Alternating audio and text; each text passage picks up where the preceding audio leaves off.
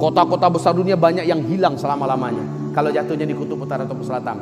Tapi kalau jatuhnya ke daratan, dan ini yang persis dalam ayat, ini yang persis dalam hadis Nabi, kalau jatuhnya di daratan, kata Nabi SAW, akan menimbulkan ledakan yang teramat sangat dahsyat. Jarak 100 sampai 200 km, semua kehidupan yang ada menjadi karbon. Lalu hantamannya begitu dahsyat, partikel-partikelnya langsung membumbung ke udara. Gelombang kejutnya menimbulkan kekuatan 800 km per jam, sehingga partikel-partikel yang begitu tebal tadi langsung segera membungkus bumi. Bumi ini gelap gulita. Menurut Michel Penn, berbulan-bulan gelapnya. Menurut Nabi Muhammad SAW, 40 hari 40 malam. Panas, sangat panas. Nabi mengatakan, orang-orang kafir akan menghirup udara yang tidak pantas dihirup, lalu menggelegaklah jantungnya, banyak yang mati. Yang hidup akan melepuh kulitnya, keluar asap dari lubang hidungnya, keluar asap dari mulutnya, berasap matanya, berasap lubang telinganya, dan keluar asap dari lubang duburnya. Betapa tersiksanya orang-orang kafir ketika itu. Tapi orang-orang Islam, orang beriman, kata Nabi SAW, mereka hanya seperti terkena flu dan demam akibat ketaatannya sebelum ini.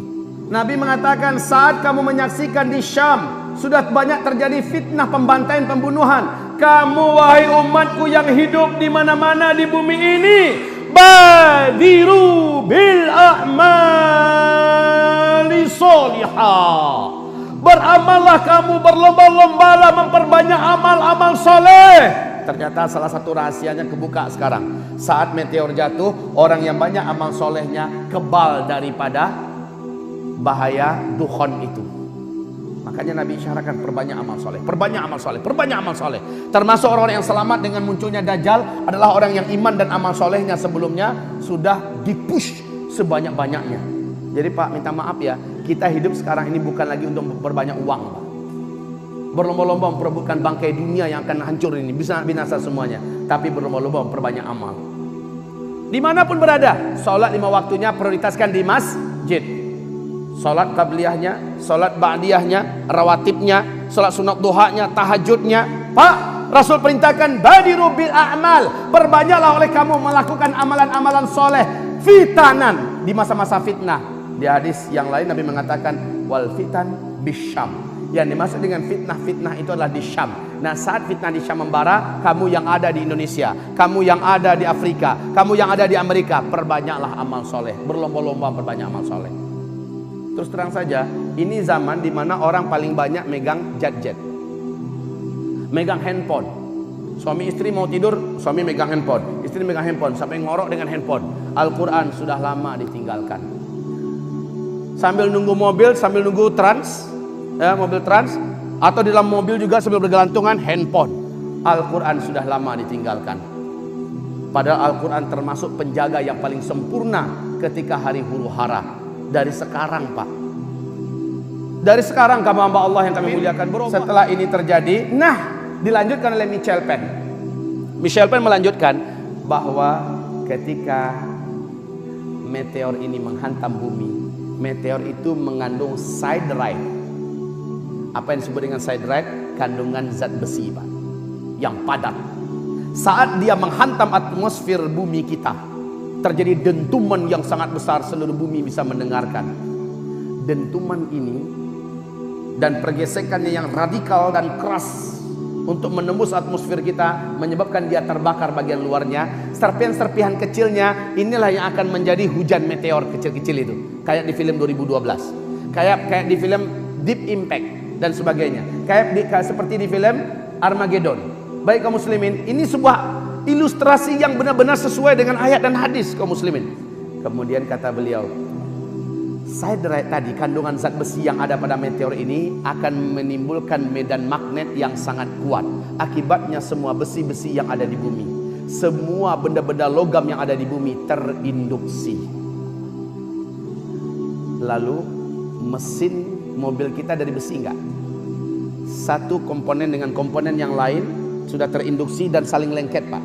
Di starter mobil udah nggak bisa jalan.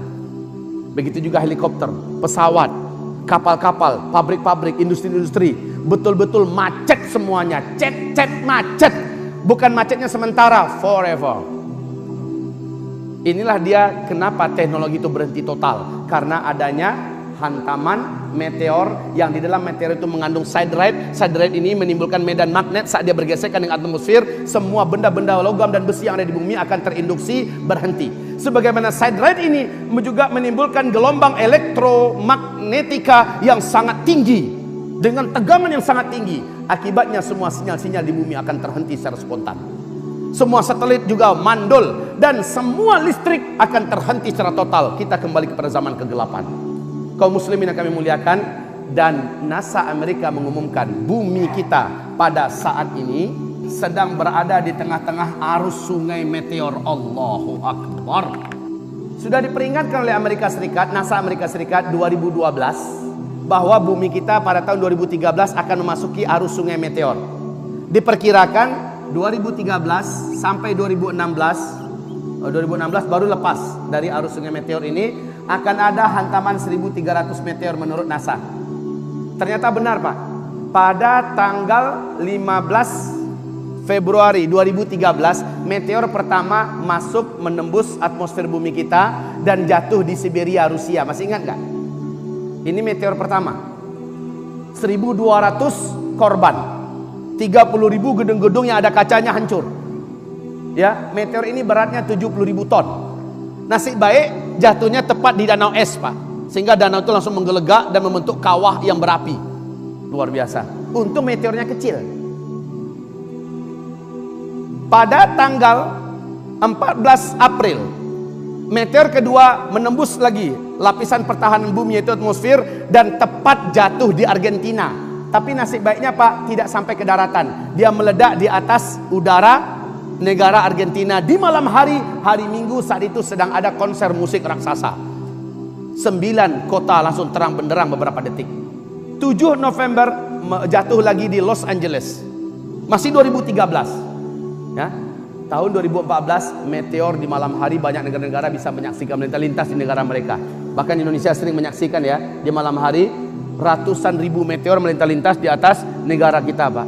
Alhamdulillah nggak nabrak bumi kita. Nah, yang kecil-kecil 2014 banyak yang kena, Pak. Tapi meledak-meledak semuanya, hancur-hancur seluruhnya di atmosfer kita. Akan terjadi perubahan banyak bentuk dan akan terjadi hujan meteor. Para sahabat bertanya, qala rajulun minal muslimin wa mata dzaka ya Rasulullah? Wahai Rasulullah, kapankah itu terjadi? Nabi menjawab, idza zaharatil qainat wal ma'azif wa syuribatil khumur.